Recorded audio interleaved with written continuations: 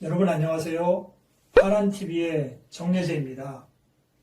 오늘은 네트워크 마케팅 사업의 가치를 프랜차이즈 사업과 비교해서 설명드려 보겠습니다. 여러분, 가맹비가 거의 없는 좋은 프랜차이즈 사업이 하나 있다면 가맹점 운영하실 생각 없으세요? 가맹비가 거의 없다니까요. 리스크도 없고요. 본사의 통제나 갑질도 없어요. 이런 제안을 받으신다면 그 일에 관해 당장 이야기해달라고 매달리시겠죠? 저도 그럴 겁니다. 물론 이런 조건의 가맹점은 없겠죠. 아니, 사업 자금을 갖고 있는 분이라면 이런 조건이 아니라도 좋은 사업 아이템이 있다면 관심을 보일 것입니다. 우리 대부분은 괜찮은 프랜차이즈 가맹점 하나 운영하고 싶은 꿈이 있잖아요. 왜냐하면 다른 창업보다 안정적인 소득이 보장된다고 믿고 있기 때문이죠. 그래서 요즘 잘 나가는 프랜차이즈 가맹점은 경쟁도 치열하다고 합니다. 가맹점의 수익률이 전처럼 높지 않은데도 말입니다. 요즘 프랜차이즈 가맹점의 평균 수입이 어느 정도인지 아세요? 2018년에 전국 가맹점주 협의회가 밝힌 가맹점의 월소득은 평균 230만 원이라고 합니다. 그리고 지난 8월에 대신증권 공식 블로그에 올라온 자료에 의하면 국내 한 편의점 업체 가맹점의 순이익은 평균 315만 원이라고 합니다. 물론 가맹점별 편차는 있겠지만 그래도 생각보다 가맹점의 수입이 많지 않다는 것을 알 수 있습니다. 거기다가 가끔 언론을 통해 접하는 것처럼 가맹본부의 불공정 행위에 시달리는 가맹점도 적지 않은 것 같고요. 그런데도 우리 주변에는 괜찮은 가맹점 하나 해보려는 분들이 많아요. 그만큼 할 만한 일이 많지 않다는 이야기겠죠? 이런 이야기를 들으니까 가맹점에 대한 매력이 좀 떨어지셨나요?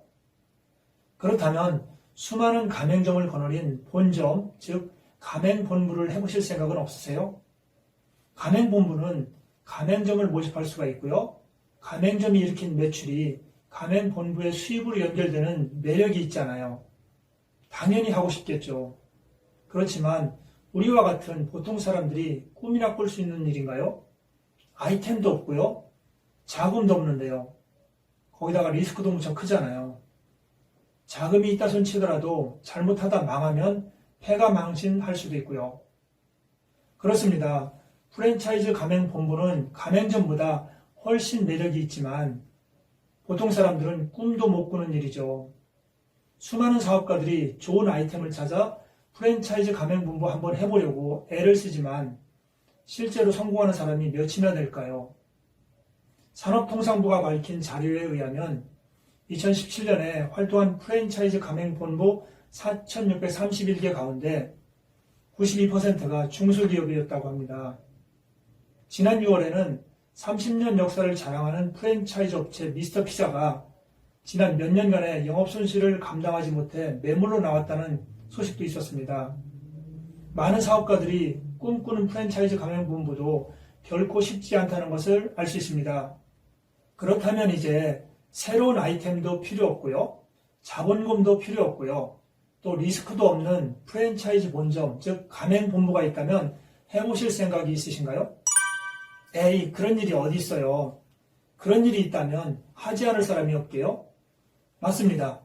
이런 일이 있다면 저도 당장 달려갈 것입니다.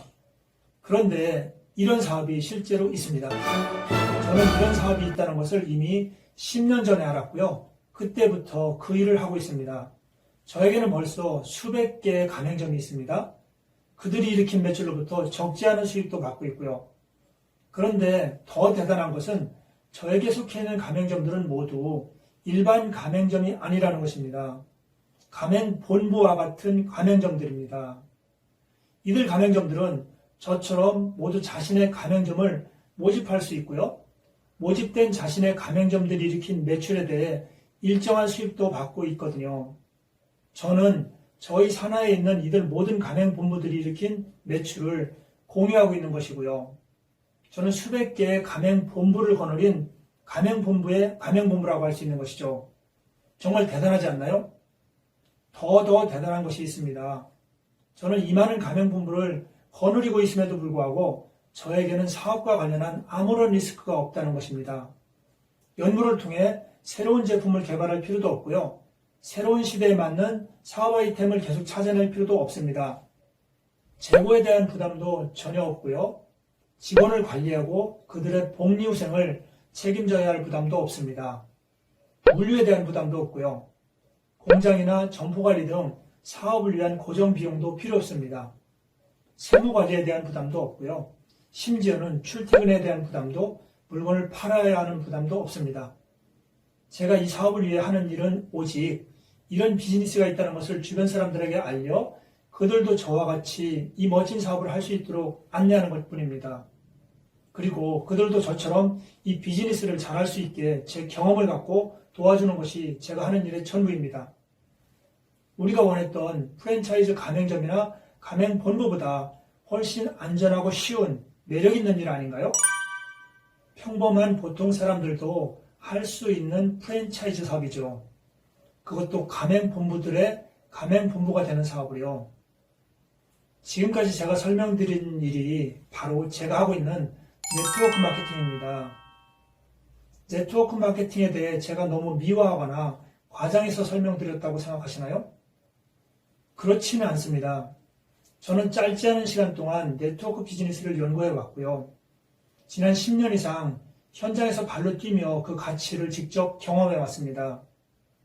네트워크 비즈니스의 가치는 제가 위에서 말씀드린 내용과 전혀 다르지 않습니다. 실제로 이 비즈니스의 가치를 이미 실현한 사람들도 많이 있고요. 다만 이 비즈니스의 가치를 실현해 나가는 과정은 많은 인내를 필요로 합니다. 사람들은 이 비즈니스를 잘 모르고 또 오해하고 있어 쉽게 문을 열려고 하지 않기 때문입니다. 그렇다고 네트워크 비즈니스의 가치가 달라지는 것은 아닙니다. 저는 사람들이 이 비즈니스의 가치를 이해하고 이 비즈니스가 일반화되는 네트워크 마케팅의 뉴 노멀을 기대한다고 책에 썼습니다. 분명 이런 시대가 올 것으로 믿고 있고요.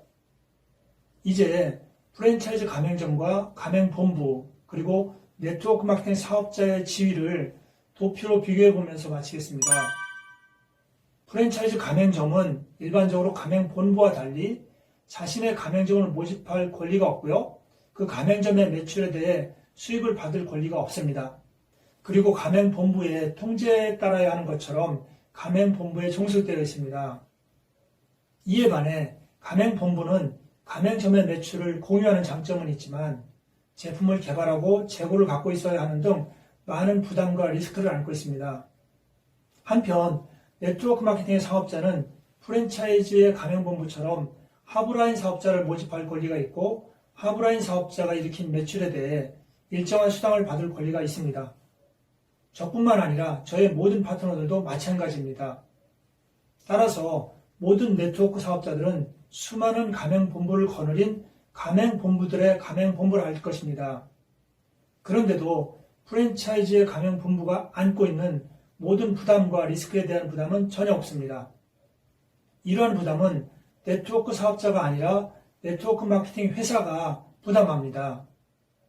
제품 개발, 재고 관리, 직원 관리, 회계 관리, 그리고 물류 등은 모든 네트워크 마케팅 회사가 부담해주고 있습니다. 네트워크 사업자들은 회사가 제공해준 제품과 시스템, 매뉴얼에 따라 가맹점에 해당하는 하브라인 사업자를 찾기만 하면 됩니다. 정말 매력적인 사업이 아닐 수 없습니다. 이처럼 네트워크 마케팅 사업자는 큰 부담이 없는, 위험성이 없는, 망할 염려가 없는 아주 자유로운 지위를 갖고 있는 사람들입니다. 프랜차이즈 사업 방식이 처음 출현했을 때 기존의 중간 유통업자들과 언론의 공격이 매우 심했다고 합니다. 이 새로운 유통 방식을 막아보려고요. 그러나 지금은 프랜차이즈 사업을 이상하게 보는 사람은 아무도 없습니다. 현재 우리나라에서 프랜차이즈 업계의 연간 매출은 120조 정도로 우리나라 명목 GDP의 7% 정도를 차지한다고 합니다. 그런데 네트워크 마케팅은 프랜차이즈보다 더 매력적인 사업입니다. 지금은 사람들이 그 가치를 몰라 오해하지만 앞으로 네트워크 마케팅이 얼마나 성장할지 생각하면 흥분이 되지 않을 수 없습니다. 남들이 아니라고 할 때 그 가치를 볼 수 있는 사람들에게 기회가 있습니다. 네트워크 마케팅을 통해 여러분의 미래를 준비하시기 바랍니다. 이제 다음 시간에는 가장 이상적인 직업의 조건들을 살펴보고 네트워크 마케팅은 이들 조건을 얼마나 충족하고 있는지 알아보겠습니다. 다음 시간에 뵐게요. 오늘도 발언합시다.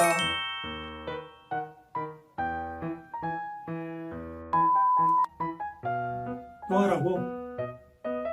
구독과 좋아요, 알림, 댓글 됐습니까? 여러분 부탁드립니다.